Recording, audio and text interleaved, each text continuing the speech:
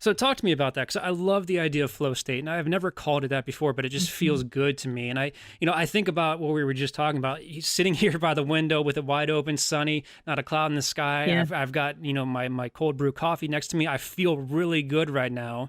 And so, what does your Yeah. flow state look like when you are just knocking workout left and right, and you just feel like you're on top of the world?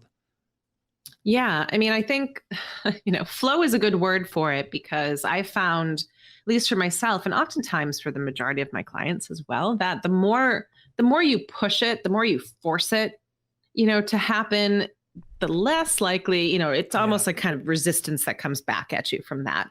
So for me, in this chapter of life, I've just kind of reinitiated myself, if that's a word, into, what flow means to me. And for Right. me, it's allowing enough wiggle room in my week. It's not jam packing my schedule.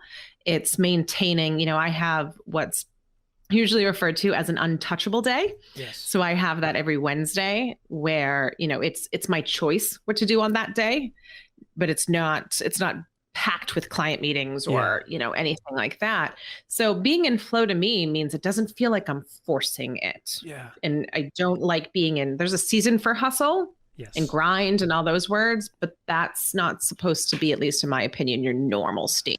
I agree. I agree. And I think that, at least in certain industries, tech being in particular, Yes. there's that mentality that you need to be hustling and grinding Yep. 100% of the Yes. time. You've got people like, and I respect his message, but you've got people like Gary Vee saying, don't, hustle, hustle, hustle. You should not live for the weekend. Get it done right now so Yeah. you can, reap the benefits later in life. And that I took that to heart for a couple years, and I always thought that I wanted to, create this big ad agency and take over the world, until I realized what was actually important to me. And what was actually important to me Hmm. was having time for myself, time to run, time to mountain bike, time to rock climb, time to actually Yeah. spend outdoors. That is so incredibly important to me. And so I came to find that if I have clients that I truly love and enjoy, and I have enough recurring revenue that I'm comfortable enough to be able to sustain me through these things, that's all I really Yeah. need. And I love working for myself, and only for myself in that regard. Yes. Yes. I think oftentimes folks forget about the time freedom aspect Yeah. of being an entrepreneur. And it is filled. What I was very conscious not to recreate, and I still backslide and I still do it, is that kind of mindset from the tech world that I came out with, that I have to remind myself I went into entrepreneurship for the time freedom ability Yeah. to be able to kind of give myself the grace and space to flow through it.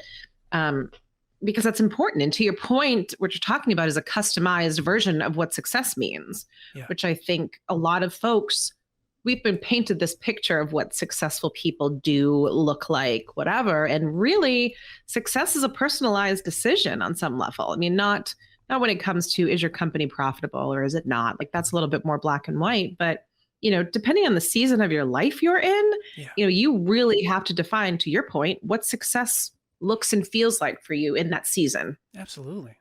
Yeah, absolutely. And that's a great definition of success. And you said customized version of success, which I love. Hmm. And as we Yeah. talked about previously, this is a show generally focused around happiness, and to each their own in Yeah. that regard as well. You need a customized version of happiness, and I so relate with that. And I do know it. I want to touch on the fact that you worked for PayPal for a good part of your career. But before that, when you talk about shutting off Wednesdays for yourselves, I love that. And Yeah. I just recently, probably in the last month or so, started setting aside an entire week where I won't take on any additional meetings, and I won't do any podcast interviews. I will just take that week to get everything that I need to get done. So it's kind of Yeah. you can call it a catch up week if you want to. That probably is, Yeah. the branding needs to be worked on in that regard, but it's just a week where I can get client work done that I've not been focusing on.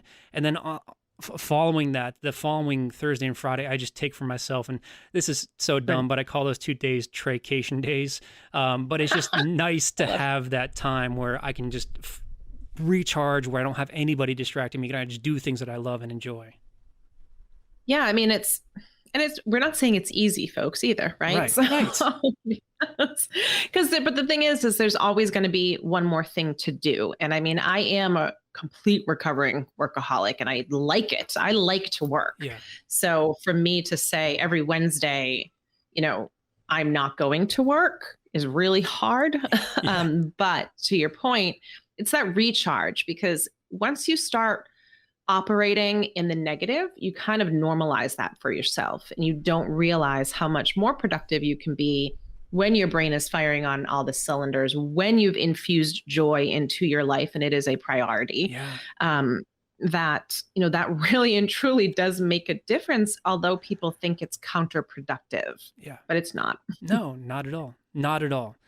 And No. so I'm curious, and I think I've been able to prioritize that time when I finally took control of my calendar and my schedule. How Yes. important has Yes. that been for you? Hugely important. I think that's the thing with the last year and the pandemic and kind of that work-life blend is, for me, I had to fully really take control of my calendar. And I also had to get very intentional on what I wanted to do and very realistic, because, 2 kids at home, you have to know what you're going to set out to do and be realistic with it. Yeah. And I had to safeguard it, because I kind of am beginning to believe that boundaries and safeguarding your calendar and stepping into that power is a form of self-care, Yeah. to be quite honest. Yeah.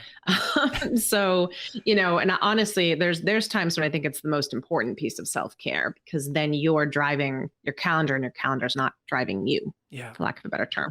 Absolutely. Yeah.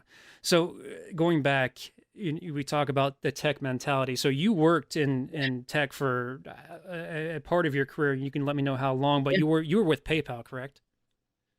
Yeah. So I was a member of a company called eDialogue, who was then bought by GSI, who was then bought by eBay. And, PayPal was still in the family at that Yeah. point in time. So I was technically on the eBay side, but servicing PayPal, which was all kind of in the same family, which is confusing. So what was I've never worked in tech from the Silicon Valley standpoint. My agency, I focus on web design, but I've never had that kind of that hustle and grind, I guess, culture surrounding my work. Yeah. And so what was that like being, in the middle of that? Yeah. I mean, it's an interesting thing, because I worked a lot with Europe, so PayPal Europe. Yeah. And let me just say that the hustle mentality is very different over here in America than it is over there. Yeah. So it was always interesting, because the main stakeholders were in America, right? But the Yeah. people that I was working with were in Europe. So it was a very kind of interesting dynamic. But, I'm also the type of person that when I'm placed in a situation like that, I'm never going to half-ass anything. That's Yeah. not really how I operate. So it's almost being in a situation where everybody's hustling and it's kind of just part of the culture Yeah. was really hard for me, and quite frankly, almost like took me out. Well, it did take me out in a couple places, but it's just this badge of busy, Yeah. that comes with that mentality. And I feel like it's changing a little bit from what I'm seeing from the industry. But back then it was, I was working from 5:30 in the morning until Asia Pacific came on, whenever that was. Right. Yeah. I guess I'm obviously not as close to it as you are, but I think from the standpoint that people seem to be migrating away from the Valley and from California in general. A lot of people going to Austin. Even a lot of people are coming here to Columbus, of all places. It just seems like people are realizing that the appeal that culture, that lifestyle once had, it's not nearly as valuable to our lives as we once thought.